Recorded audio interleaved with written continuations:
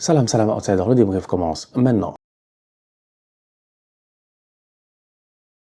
Liverpool est champion d'Angleterre, ça nous tous on le sait, il n'y a aucun problème, on l'a accepté, on a concédé la victoire. Félicitations aux Reds de Liverpool, de Arne Slot, ils se sont gérés, belle saison. Malheureusement en Ligue des Champions, ils sont tombés sur le Paris Saint-Germain, une équipe qui est arrivée en finale. Donc du coup franchement, je pense qu'au niveau de Liverpool, ils peuvent être fiers de leur saison.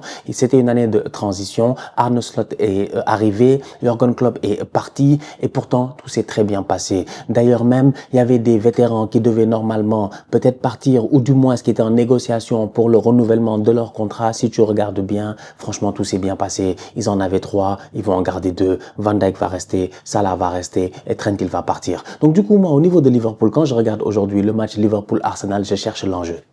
Je cherche l'enjeu. L'enjeu, il est de notre côté. C'est nous, on a un problème. C'est Arsenal a un problème. C'est Chelsea qui a un problème. C'est Newcastle qui a un problème. C'est Aston Villa qui a un problème. C'est Nottingham Forest qui a un problème. C'est Manchester City qui a un problème. C'est toutes ces équipes-là qui aujourd'hui sont obligées, on va être très très sérieux et ça on va être honnête, sont obligées de se battre pour les places en Ligue des Champions. Tout le monde ne peut pas se qualifier en Ligue des Champions. Liverpool est déjà qualifié, mais derrière Liverpool, on ne sait pas qui va les accompagner. Donc Arsenal se devait aujourd'hui de taper Liverpool à l'extérieur, à Anfield. On a fait match nul 2-2. Franchement, entre vous et moi, à la fin du match, je suis content. Je suis rassuré parce que, heureusement, eux, tu sens, ils avaient envie de nous taper.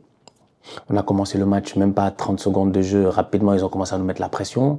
Bukayo Saka, c'est quand il a raté dès le début du match. Il y a un coup franc, il y a Saka, il a un tapin plat du pied, il rate le plat du pied. Cette semaine, on était à Paris, il y a un centre, il y a un plat du pied de Saka, il envoie le ballon en l'air. Bukayo Saka ne sait pas gérer en début de rencontre, c'est dommage. Arsenal a l'opportunité de mener 1-0, il rate ce ballon-là. À ce moment-là, je me dis, c'est reparti pour une autre journée où encore une fois, on va se faire taper. 30 minutes plus tard, 20 minutes plus tard, pardon, 2-0. Prend des buts sur des touches. On allait à Paris pour que Thomas Partey soit là à lancer des touches, pour qu'on arrive à Liverpool, pour que les gars fassent une touche, une passe, un but. 2-0 Liverpool. Heureusement qu'en deuxième mi-temps, Arsenal est revenu avec de meilleures intentions, beaucoup plus d'envie. Martinelli vient claquer une tête, 2-1. Mikel Merino vient claquer un but de la tête aussi, 2-2. Martin Odegaard rate 2 frappes qui auraient peut-être pu rentrer avec un peu plus de chance, malheureusement. Merino prend un carton rouge. Et le carton rouge de Merino est trop drôle parce que c'est là où tu vois qu'Arsenal, franchement, moi je pense que des fois on est un club, on n'a pas de chance, quoi. Nous, franchement, je sais pas. Nous, il faut que quelqu'un prie pour nous, quoi. Nous, il faut que quelqu'un prie pour nous. C'est pas possible, en fait. Nous, il faut que nous-mêmes on prie pour nous-mêmes. Si quelqu'un ne prie pas pour nous, on n'a qu'à prier pour nous-mêmes. Non, c'est pas possible. 2-2 à Anfield. Arteta se dit sûrement, il y a moyen d'aller chercher le 3-2. Tu cherches le 3-2, tu es officiellement qualifié en Ligue des Champions, quoi qu'il arrive la semaine prochaine, vu que la semaine prochaine tu joues Newcastle. C'est compliqué. Newcastle vient de taper Chelsea. Tout le monde se bat pour la Champions League. Arteta a fait des gros changements tactiques. Tac, tac, tac. Calafiori, machin, ça. Fait tous les changements tactiques. Dans la seconde, on prend un carton rouge. Il est obligé de rechanger tout tactiquement. C'était n'importe quoi. À 2-2, il fait un truc, je me dis, à 2-2, il commence à faire des mouvements, je me dis, il y a moyen. Merino prend un carton, bête, en plus, il ne gère pas, il rate un contrôle, il se jette, machin. Donc, on a de la chance. Moi, je pense qu'on a de la chance de prendre un point, un bon point à l'extérieur, à Anfield, à ce stade-ci de la compétition. Je ne vais pas faire le compliqué, donc je prends. La semaine prochaine, on joue Newcastle. On verra ce que ça va donner. C'est une équipe d'Arsenal qui n'a pas le choix, qui doit battre Newcastle ou qui doit pas perdre face à Newcastle parce que si Newcastle bat Arsenal, Newcastle prend la 2e place. À la minute où Arsenal perd la 2e place, Arsenal est en danger. Il nous manque 2 points, il reste 2 matchs. Donc vraiment, il faut se gérer. Il faut vraiment se gérer pour assurer cette qualification-là. Donc on va voir ce que ça va donner la semaine prochaine. Zubimendi va arriver. C'est bon, c'est bien. Moi, j'ai pas de problème par rapport à cela. C'est un bon joueur. On l'a vu en Espagne. Le Real était intéressé, le Barça était intéressé, pas mal de clubs étaient intéressés. Donc qu'il vienne à Arsenal éventuellement. Moi, je suis content, sachant qu'on va perdre Jorginho, on va peut-être perdre Thomas Partey. Donc il y a un renouvellement qui se fait au milieu de terrain. Donc Zubimendi, ça fait du sens. N'empêche, il me faut quand même un numéro 9. Donc j'espère que durant ce mercato, on va se gérer. Chelsea, de leur côté, ils ont perdu 2-0 face à Newcastle. Ils prennent un but en début de rencontre, ils prennent un but en fin de rencontre.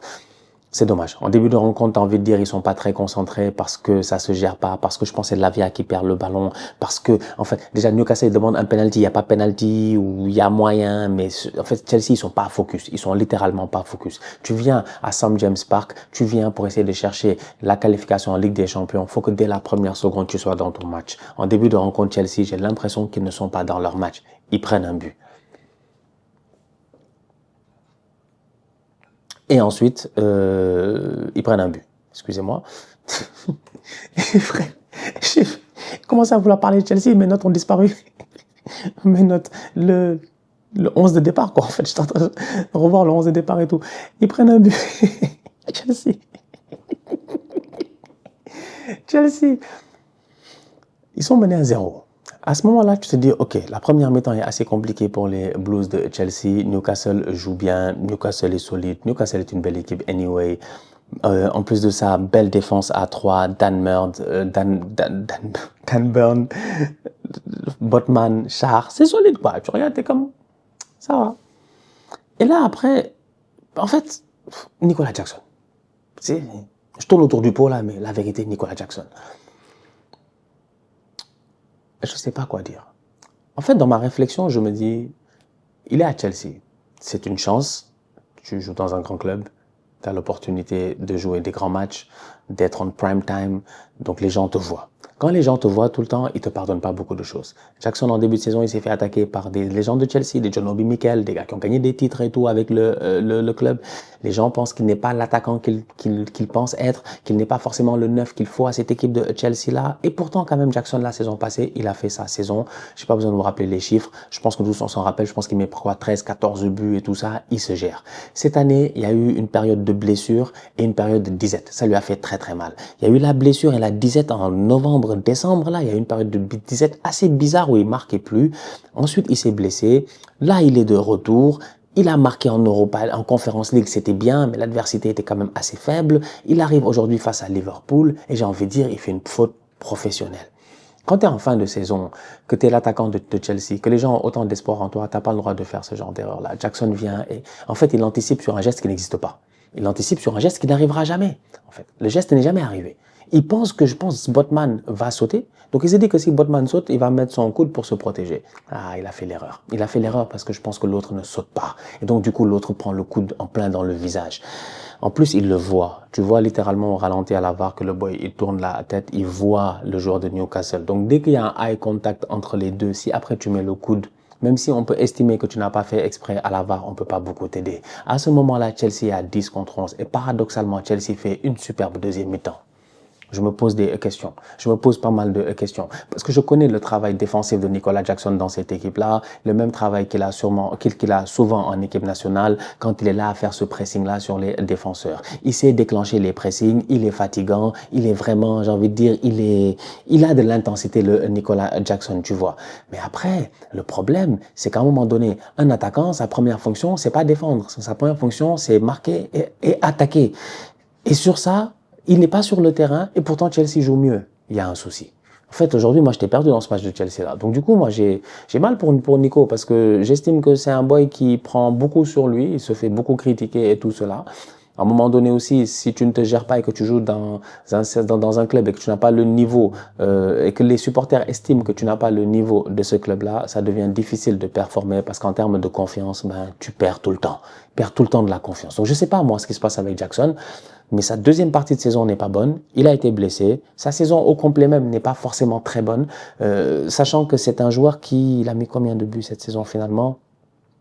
10 buts, 5 passes D. C'est pas mal, mais c'est-à-dire que les gens s'attendent à plus. S'attendent à des saisons à la Chris Wood. S'attendent à des saisons à 17 buts, à 20 buts, tu vois. Et c'est pas le cas. Donc, voilà, on va voir ce que ça va donner l'année prochaine. Là, Jackson ne jouera plus en championnat. Chelsea va jouer ses 2 derniers matchs de championnat sans numéro 9 et Chelsea doit gagner ses 2 derniers matchs de championnat. Donc ça aussi, je comprends la frustration des supporters de Chelsea en ce moment. Sans compter que, ouais, il est suspendu jusqu'à la fin de la saison, il lui reste que la Conference League. Donc il a intérêt à faire la finale du siècle face au Betis, à claquer 2 buts, 3 buts, à être la star du match pour essayer de se faire pardonner ce carton rouge-là qui finalement aura coûté à Chelsea quand même, je pense, des points. Je pense qu'à 11 contre 11, il y a peut-être match nul. Malheureusement, ça n'a pas été le cas. Donc voilà. De son côté, Nottingham, ils ont fait 2-2 face à Leicester. C'est pas grave, Nottingham, ça va. C'est de leur côté, United et Tottenham, les deux qui sont en finale d'Europa League ont perdu. United perd face à West Ham et Tottenham perd face à Crystal Palace. United et Tottenham sont juste avant la zone de relégable. Donc, c'est 20, 19, 18, n'est-ce pas? C'est eux qui descendent. Donc, 17 et 16, c'est United et Tottenham. C'est-à-dire que si on m'avait dit qu'à la fin de la saison, Manchester United et Tottenham seraient 16e et 17e de Première Ligue,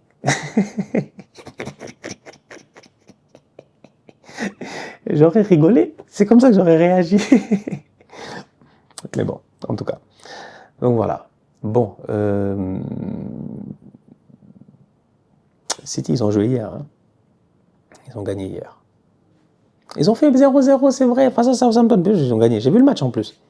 Ils se sont plaints. Ils ont fait un match de tocard. Ils ont fait un match de tocard. Ruben Diaz, il va se plaindre sur les en zone mixte là, machin. Ils n'ont pas joué. Ils ont refusé le jeu. Tu revois le résumé du match et tu te dis, City, franchement, ils se foutent des fois des gens. Ils ne se sont pas gérés. Donc voilà. En tout cas, franchement, j'ai hâte de voir. La Ligue des Champions, la semaine prochaine, Newcastle, Arsenal, course à la Champions League, Chelsea, Nottingham. En fait, c'est qui va être le déçu? Qui vont être les deux déçus, en fait? Entre tout ça, là, c'est qui les deux qui n'iront pas en Ligue des Champions? Parce que Villa peut y aller, Nottingham peut y aller, City peut y aller, Arsenal peut y aller, Chelsea peut y aller. Tout le monde peut y aller. Donc, ça promet. La famille, on se capte très bientôt pour une nouvelle vidéo. D'ici là, continuez à liker, on continue à partager. On s'abonne. On est ensemble, on reste en santé. Toujours le plus important. Tous outsiders.